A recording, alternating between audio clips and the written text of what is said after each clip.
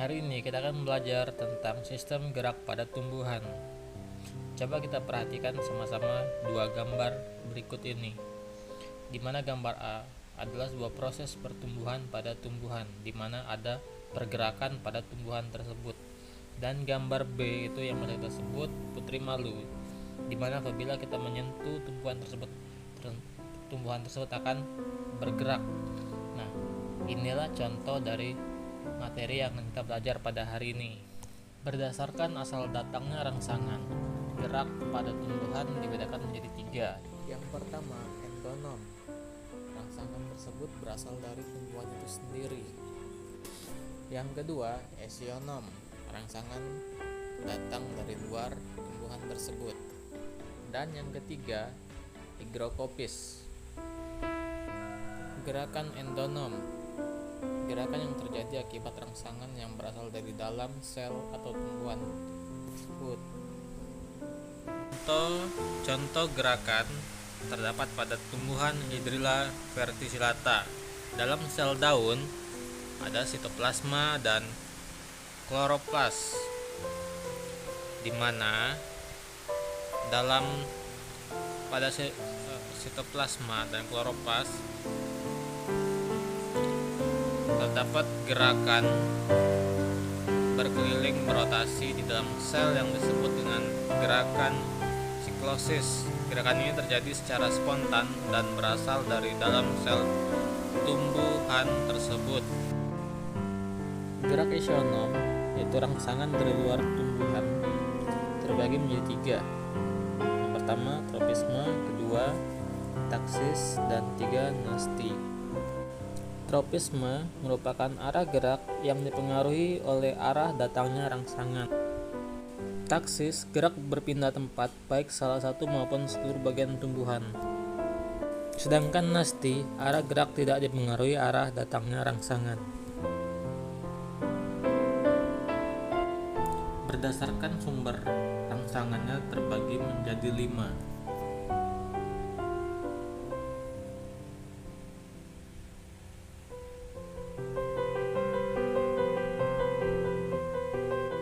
Sedangkan nasti terbagi menjadi 7.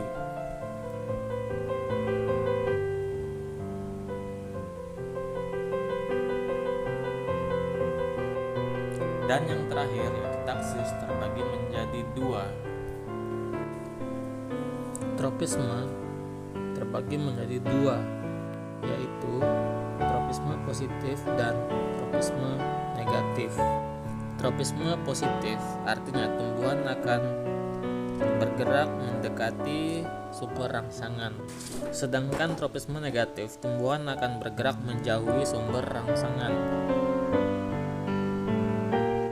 Selanjutnya gerak nasti, yaitu arah gerak tidak dipengaruhi arah datangnya rangsangan, dibedakan menjadi 7. Yang pertama, fotonasti, sumber rangsangannya cahaya matahari. Contohnya pada bunga pukul 4 yang selalu mekar pada sore hari. Yang kedua, seisomasi, pesentuhan. Tentunya yang ini sering kita jumpai dan ada di sekitar kita. Contohnya rumput atau tumbuhan putri malu.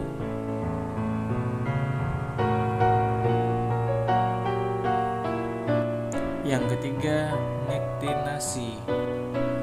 Contohnya pada petai Cina. Biasanya pada malam hari, daun dari petai ini akan menutup pada malam hari dan akan terbuka pada pagi sampai sore hari. Selanjutnya, termonasti. Perawalan dari termo yaitu suhu. Mekar saat suhu naik, menguncup saat suhu turun. Selanjutnya ada gerak kemonasti. Stomata membuka saat siang hari untuk mengambil CO2. Dan kemudian ada hidronasti. Contohnya Daun alang-alang menggulung saat kemarau untuk mengurangi penguapan. Yang terakhir adalah nasti kompleks. Beberapa rangsangan, contohnya membuka dan menutupnya stomata, dipengaruhi CO2, air, suhu, cahaya, matahari, dan lain-lain.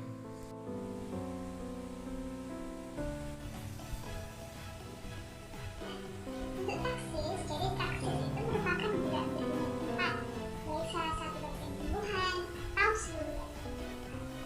Nah, gerak taksis dia dibagi menjadi dua. Ada fototaksis dan kemotaksis. Fototaksis berarti dia itu dipengaruhi oleh rangsangan cahaya. Kemotaksis berarti dia dipengaruhi oleh rangsangan zat. Contohnya dari fototaksis ini, jadi kalau misalnya kita lihat di situ menunjukkan bahwa ini merupakan Chlamydomonas. Jadi Chlamydomonas itu, ketika ada cahaya maka mereka akan menuju ke arah datangnya cahaya. Tapi ternyata ketika kebutuhan cahayanya mereka itu sudah terpenuhi, maka suatu saat mereka juga akan menjauhi rangsangan cahaya. Kalau kemotaksis gimana? Kemotaksis itu merupakan gerak di mana rangsangannya merupakan contohnya adalah gerak spermatozoid pada tumbuhan mangrove dan tumbuhan panggung menuju salur di dalam arti. Bergeraknya spermatozoid ini karena tertarik tulang atau protein yang dihasilkan oleh arti.